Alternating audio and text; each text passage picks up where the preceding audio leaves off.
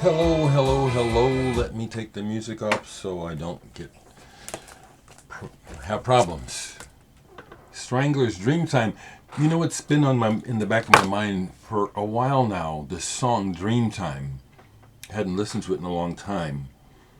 And the term Dreamtime came up in my conversation with Karim last night. We were talking about resting, dreams, and theories about parallel realities, and also the whole idea that the spectrum of light that mankind can see is very narrow. So we're so unaware, we just have no idea of the sum total of what reality even exists in this space here.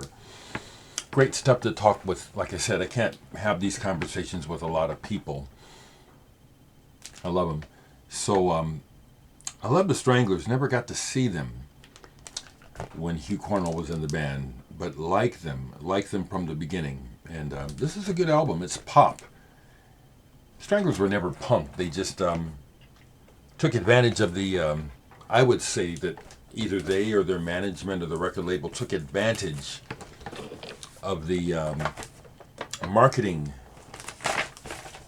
that they were able to do because of punk. Good album though. Good album though. It's Saturday today, the last day of July.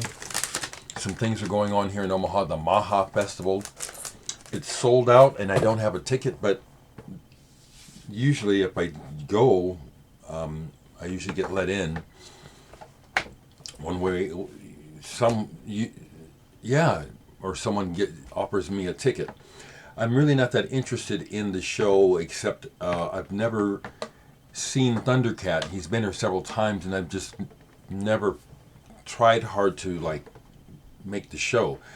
And I'd like to meet him mainly, so that's kind of what I have in mind, is trying to go and meeting Thundercat. Not too interested in Japanese breakfast or Kroangbin, however you say that.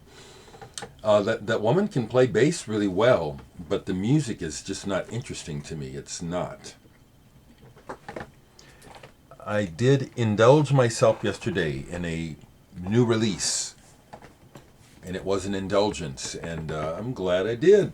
I bought Prince's Welcome to America. I got the deluxe edition. Just because I wanted it. It's very seriously, just wanted it, so I got it.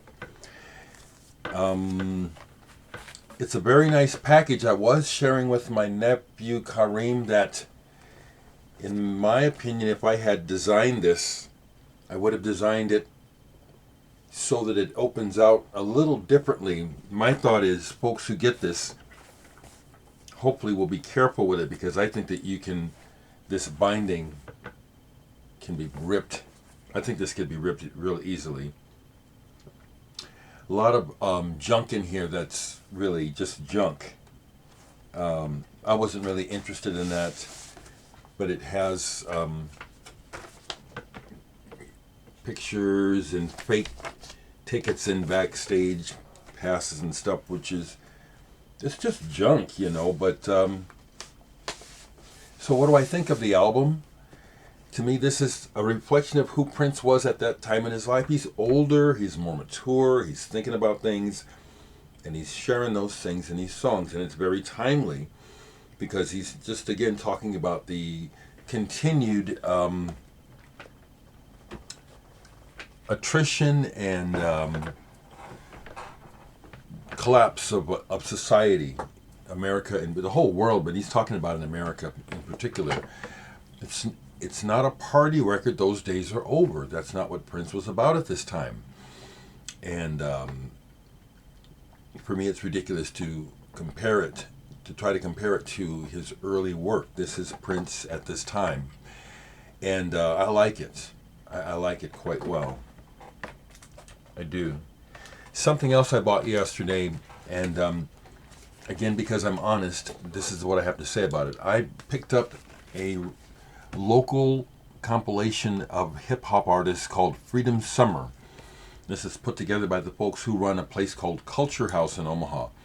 Marcy Yates and Zoboy. and this has Omaha's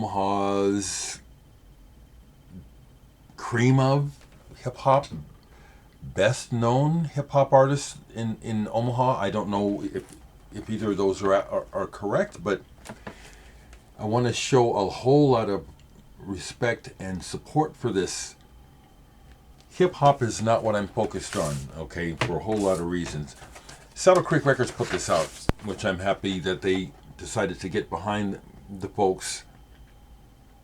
I sincerely hope this record does something for the artists and Culture House towards their whatever their goals are.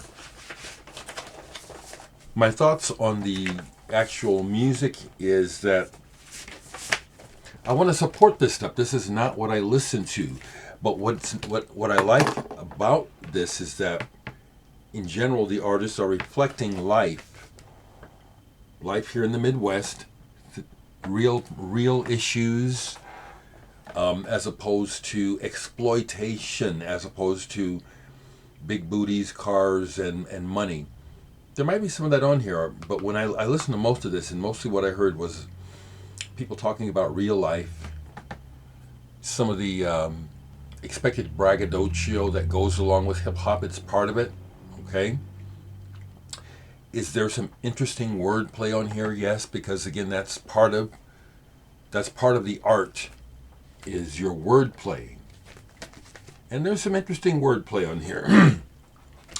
But the number one thing I'm saying here is I support this effort by young, black, mixed race, and white artists attempting to